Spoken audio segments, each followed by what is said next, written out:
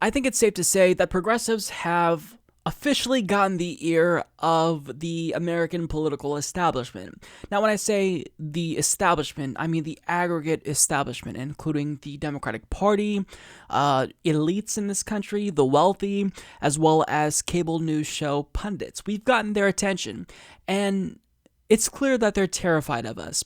Now, the reason why I say that is because we've gotten a couple of articles this week that show that they're trying to figure out a way to compete with the momentum progressives have. So, for example, the New York Times published an article about the progressive insurgency within the Democratic Party, and they talked about how progressive gubernatorial candidates like Ben Jealous and Abdul al-Sayed are representatives from that movement. And in this article, they also highlight all the different primary wins of progressive candidates that have been endorsed by at least one major progressive group, like the Justice Democrats or Our Revolution, and they also describe pressure the Democratic Party is facing as pressure from a new generation of confrontational progressives. And I think that's true. We are more confrontational because we've been screwed over for so long by the American political establishment. We're just done. We're done accepting our crumbs. We're done being in this abusive relationship with the Democratic Party, and we're over it. Now it's time for us to take control of the wheel because Democrats have been driving us off of a cliff. Now, what are Democrats doing? If they know about the rise of progressives, what are they doing? Because at this point, it's safe to say that the progressive bus is going to run over every single individual in Washington, D.C. that doesn't get on board. So what are they doing?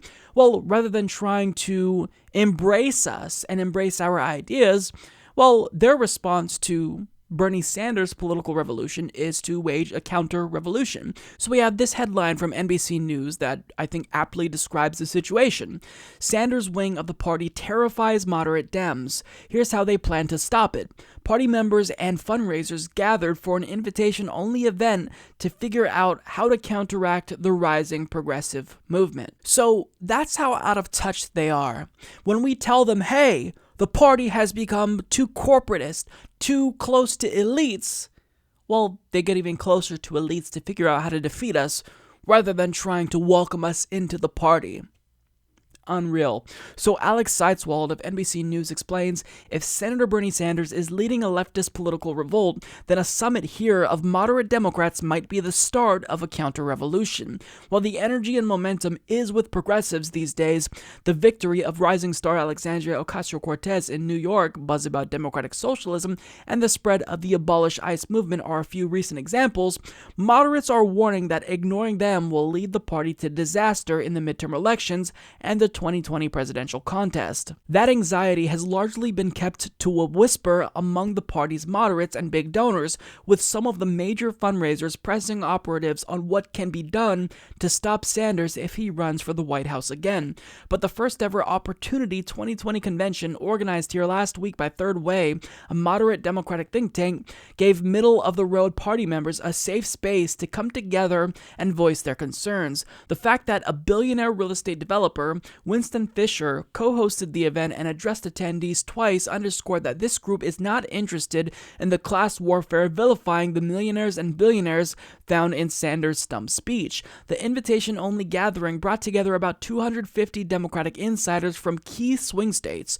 Third Way unveiled the results of focus groups and polling that it says shows Americans are more receptive to an economic message built on opportunity rather than the left's message about inequality. Moderates said they feel they're being drowned out by louder voices on the left. So that's obviously ridiculous. Because we're demanding, finally, that our voices be heard, the only people who the party has listened to, they're now saying, well, our voices are being drowned out. I mean, they're never not going to play the victim, but I do want to get to more details. So the article actually included quotes from more conservative Democrats who think that a progressive policy agenda just won't be electorally viable, because if they choose to become unapologetically progressive, then they'll be alienating more centrist and Republican-minded voters they would otherwise win.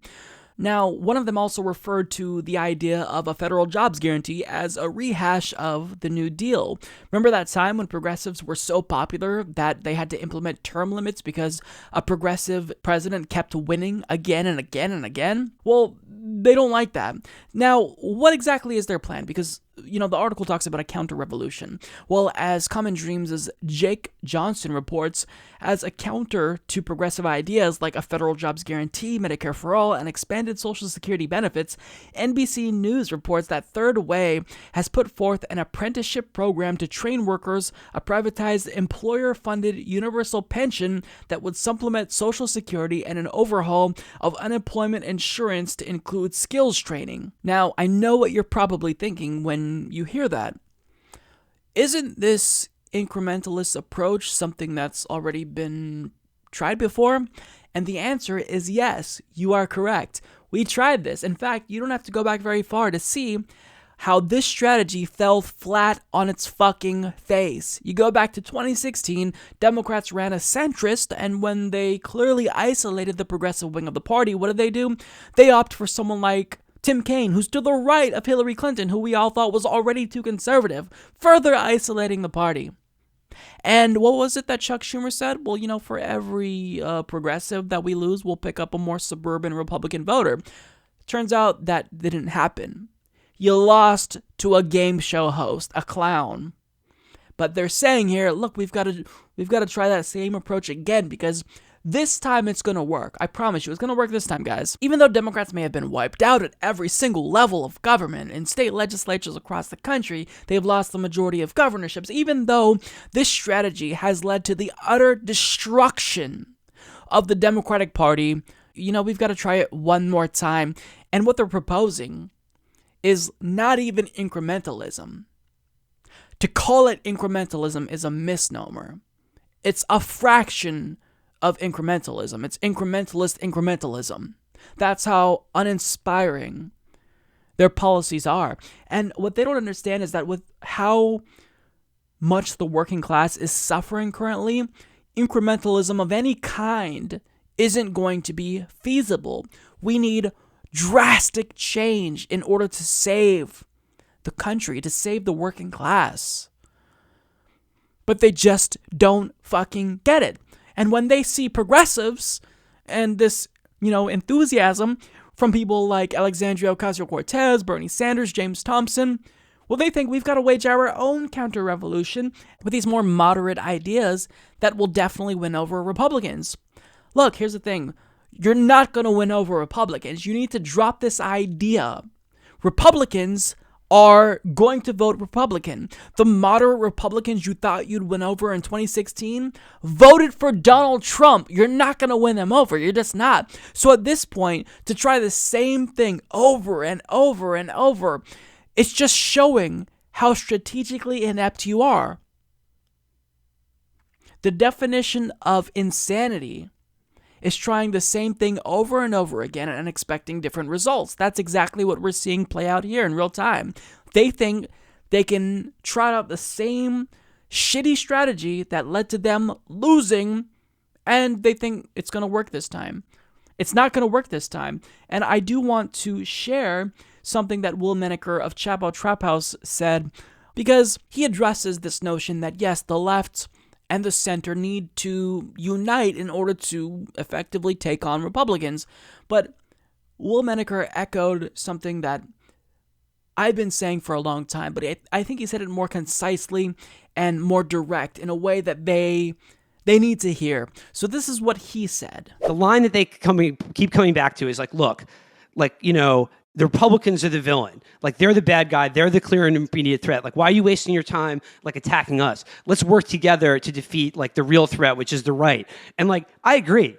They, the right wing, Republicans in control of our government, that's the problem. They are the enemy. However, to the pragmatists out there and the people who don't like purity in politics, yes, let's come together, but get this through your fucking head.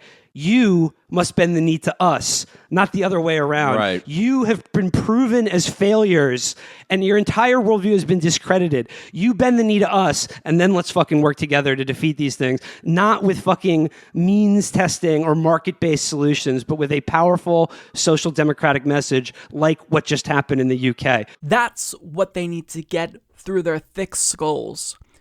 You're gonna bend the knee to us. Yes, we all need to unite. The Bernie and the Hillary wings have got to come together to take on Republicans, but you're gonna fall in line behind us. Get behind us. You already fucked up. You had your chance and you blew it. You lost to Donald Trump. You're done. Take a hike. It's our turn. If you're going to unite, if there's going to be any unity on the left, it's going to be behind progressives like Bernie Sanders, like Alexandria Ocasio-Cortez, because if you think you can continue to suppress progressives and win on incrementalism, then you're going to see again just how electorally viable that makes you. It doesn't make you electorally viable, but the funny thing is that even if they decided to go with this incrementalism again in 2020 and they lost again, they'd still try it in 2024. That's how delusional this party is.